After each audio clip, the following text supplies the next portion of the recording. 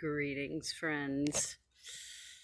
I am video taping myself in an unfortunate part of our local forested area. There's a lot of trash here. It makes me really sad when I see that. I think that it looks like these trails are being used by bikers who like to come to the woods and make trails, and they enjoy making ramps and things like that. And I don't begrudge anybody doing that sort of thing. I think that's fun, but unfortunately, they've thrown their garbage all over the ground here as if this is just a giant landfill. Makes me really sad to see that they care so little. I don't know what to say about that. But that's not why I'm here. I'm not here to talk about the garbage. I'm here, actually, to talk about other things. But the garbage kind of was a metaphor to remind perhaps me and anybody else who has a sense of forward motion right now. If you did the writing prompt from last week, which is why we're here now,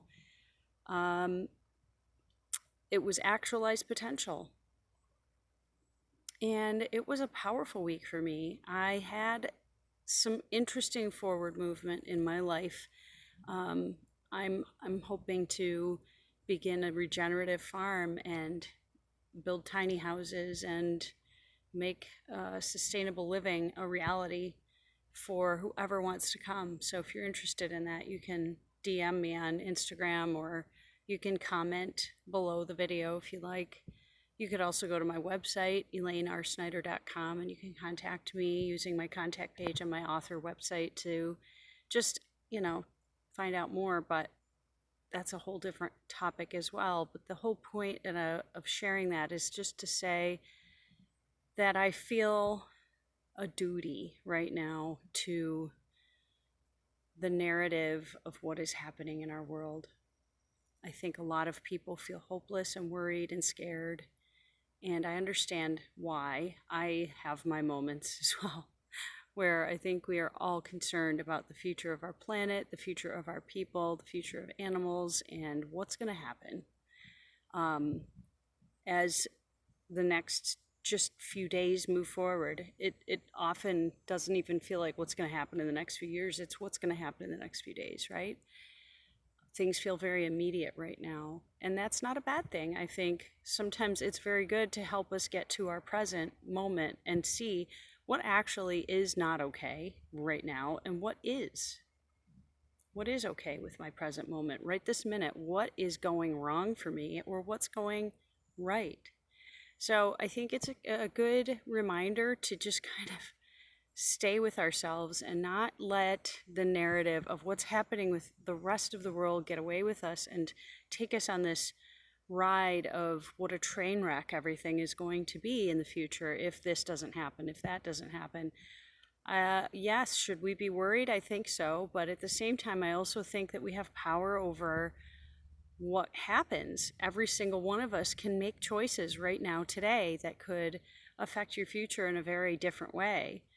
And that's what actualizing potential was all about, and hopefully understanding and looking more deeply into what your potential could hold for you, even in your immediate future, even in your right now. What could that be, and how does it look, and what does it mean, and what do you need to do to embrace more of your own potential? Because we all have more potential than we're actually using right now. All of us do.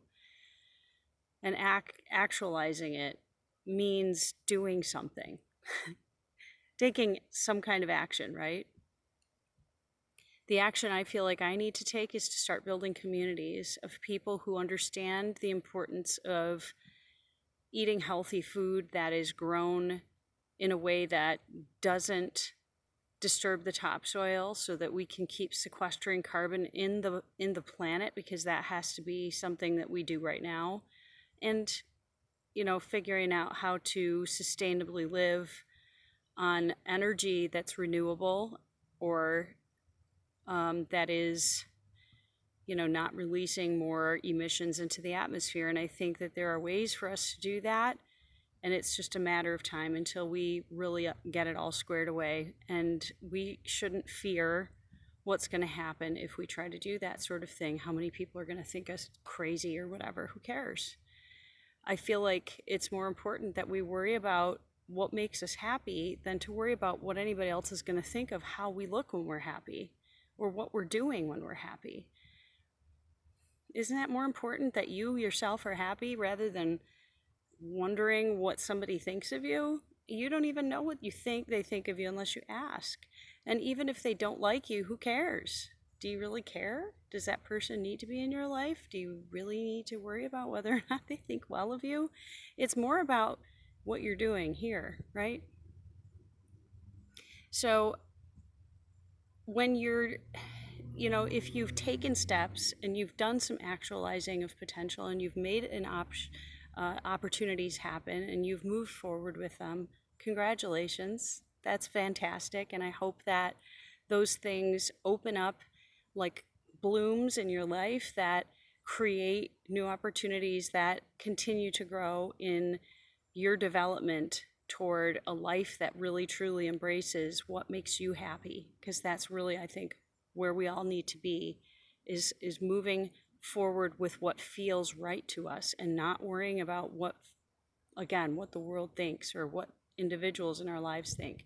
I don't think that matters. Because we can't be responsible for how other people feel. We can only be responsible for how we feel and what we're doing. With that idea in mind, I feel like it's important to then move toward the next step of actualizing potential, where we look at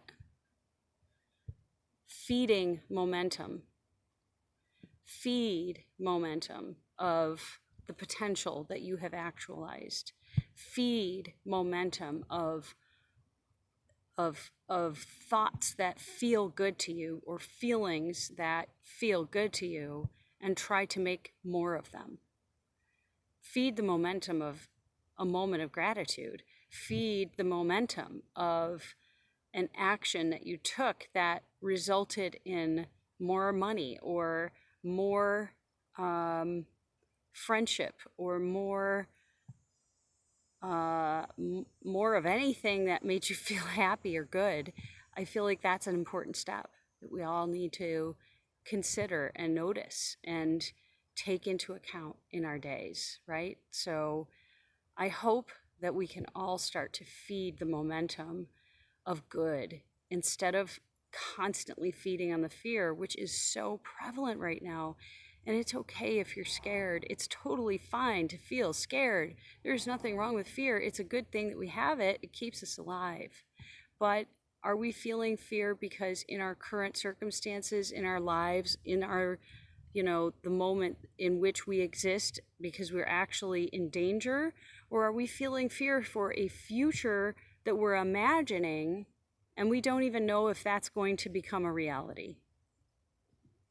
Are you feeling fear because you've had past events that you're worried are going to happen again, but you don't really know if they are? Do you have certainty that these terrible events that happened once upon a time could happen again? These are the things that hold us back. And we have control over how much of our energy we give to those things that siphon away the energy that you could be utilizing to actually build something in your life that really does work for you, or to put your creative energy into something that makes you feel really happy or that actually does bring joy to other people. Because, how many people are artistic in some fashion? They're writers, they are artists, they are musicians, they are dancers, they are creatives on some other level, and they don't give that joy to other people because they feel like they don't have time, because they're afraid they have to spend their time, taking another job that doesn't pay enough and doesn't value them, but they need to bring in more money right now, even if you're okay. You fear that maybe if I don't have more money right now, things are going to be... I understand the fear of about money right now, but you guys, we're all in that boat, and you have a decision you can make about really actually checking in with yourself and asking yourself, really, is this what I need to do? You have that choice. You can think about it and decide. So, if you use these prompts, once again, just to describe, when you wake up in the morning, you utilize the prompt as an intention for your day. So you would write, you could have your notebook right next to your bed. So when you wake up first thing in the morning, the very first thing you do, write that prompt as your intention. My intention today is feed momentum.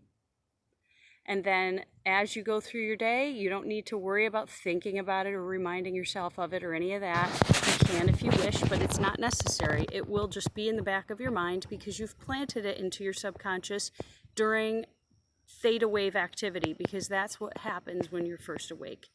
Is something's dropping out of the tree.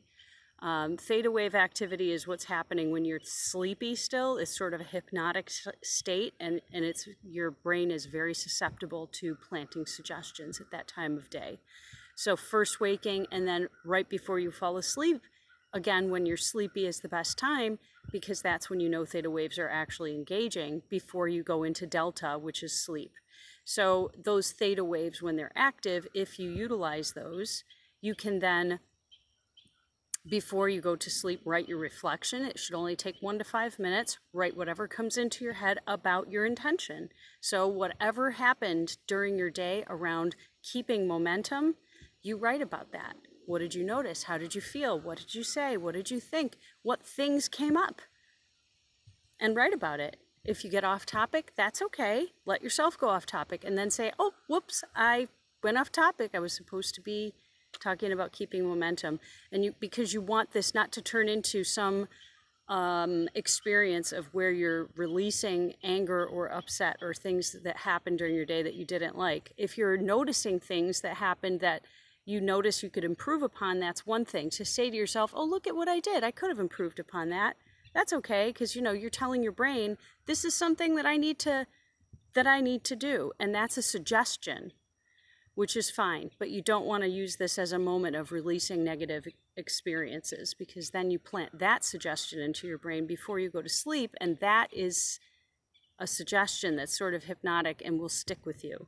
You don't want those to stick. You want to be focusing on the positive stuff. You want to be thinking about the things that you actually want to be doing, that you want as your focus. Make sense? So that's how you use these prompts, and I hope they help you, and I look forward to seeing you on Saturday next week. I hope you're having a wonderful day, wonderful weekend, and please take wonderful care of yourself. You absolutely deserve it. You absolutely deserve to take wonderful care of yourself. I'll see you next Saturday.